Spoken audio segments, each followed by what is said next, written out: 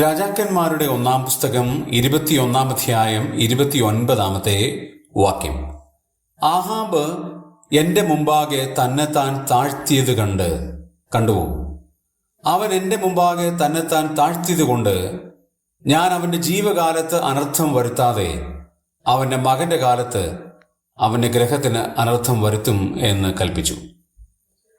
രാജാവായിരുന്ന ആഹാബ് ദൈവസന്നിധിയിൽ തന്നെ താഴ്ത്തി എന്നുള്ള പദപ്രയോഗം 2 പ്രാവശ്യം ഈ വാക്യത്തിൽ ആവർത്തിക്കുന്നത് കാണാൻ കഴിയും.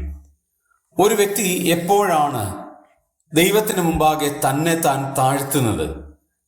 ആഹാബ് തൻ്റെ പാപം ദൈവത്തിന് മുമ്പാകെ ഏറ്റുപറഞ്ഞു, അത് ഉപേക്ഷിച്ചു. അത് ദൈവത്തിന് മുമ്പാകെ താഴുന്നതിൻ്റെ ഒരു ചിത്രമാണ്.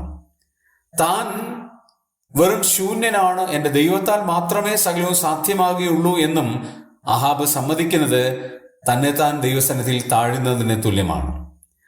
ദൈവത്തിന് മുമ്പാകെ ദൈവത്തിൻ്റെ കൃപയില്ലാതെ ഒന്നും ചെയ്യുവാൻ കഴിയില്ല എന്നുള്ളതും താൻ ദൈവത്തിന് മുമ്പാകെ സമ്മതിക്കുന്നുണ്ട്.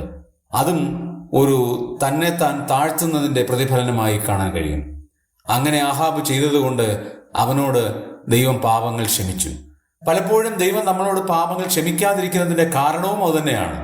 നാം ദൈവസന്നിധിയിൽ നമ്മളെ തന്നെ താഴ്ത്തി വിനയപ്പെട്ട് വിധേയപ്പെടുന്നില്ല എന്നുള്ളതാണ്. നമ്മൾ പറയുന്ന വാക്കുകളും പ്രവർത്തനങ്ങളെല്ലാം ദൈവം അതുപോലെ റെക്കോർഡ് ചെയ്ത് വെക്കുന്നുണ്ട് എന്നുള്ള ഓർമ്മയുണ്ടെങ്കിൽ ദൈവത്തിന് മുമ്പാകെ എത്ര ഭയത്തോടും ഭക്തിയോടും കൂടെ നാം ജീവിക്കും.